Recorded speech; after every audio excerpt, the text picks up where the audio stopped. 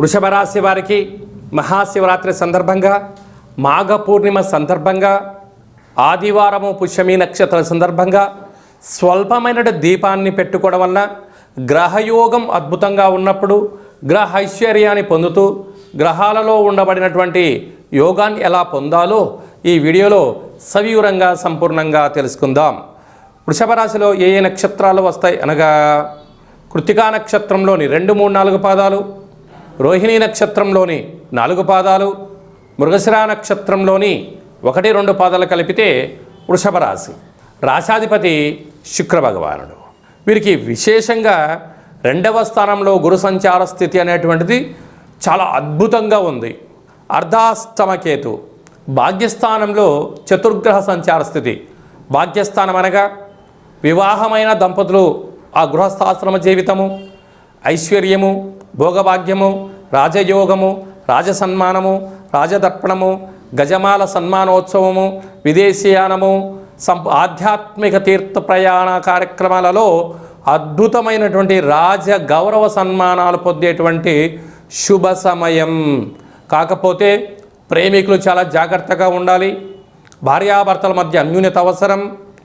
ఒకరిపైన ఒకరు ప్రేమానురాగాలు అవసరం. ఏదైనా కూడా అనురాగమే జీవిత లక్ష్యంగా ఉండాలి. అపోహలకు తావివ్వద్దు. కారణం ఏమనగా రవి భగవానుడు శత్రుస్థానంలో ఉండడం, అక్కడే కుజుడు ఉండడం, అక్కడే బుద్ధికారకుడు బుధుడు ఉండడం వలన కొన్ని విషయాలలో దాంపత్య గృహస్థాశ్రమ జీవితాలలో మాట్లాడేదంతా కూడా నిజము కాదు, వినేదంతను కూడా సత్యము కాదు. కొన్ని చూపులు కూడా అసత్యాన్ని కలిగిస్తాయి.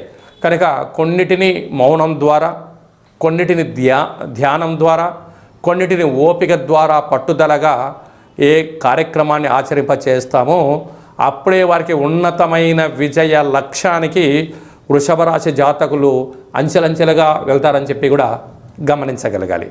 అదే కాకుండా విశేషంగా మాఘ పూర్ణిమ సందర్భంగా, ఆదివారం రోజు పుష్యమి నక్షత్ర సందర్భంగా తెల్ల జిల్లేడు యొక్క వృక్షం దగ్గర ఆవ నూనెతో దీపం పెట్టడం, విశేషమైనటువంటి కొబ్బరికాయను, నారికేలాన్ని నైవేద్యంగా పెట్టడం. తెల్ల జిల్లేడు పుష్పాలు తెల్లగానే ఉంటాయి. అలాగా తెల్ల జిల్లేడు వృక్షం దగ్గర మల్లె పువ్వులతో అర్చన చేయడం వలన ధనకనక వస్తు వాహనాలు వృషభ రాశి వారి సొంతమవుతాయి. అలాగనే ఎందుకనగా గత కొన్ని రోజులుగా వృషభ రాశి వారికి ఏది పట్టుకున్నా సువర్ణపు యుగంగా ఉండబడినటువంటి రోజులు. కనుక ఇంకనూ ఐశ్వర్యం పొందగలగాలి అన్నట్లయితే మహాశివరాత్రి సందర్భం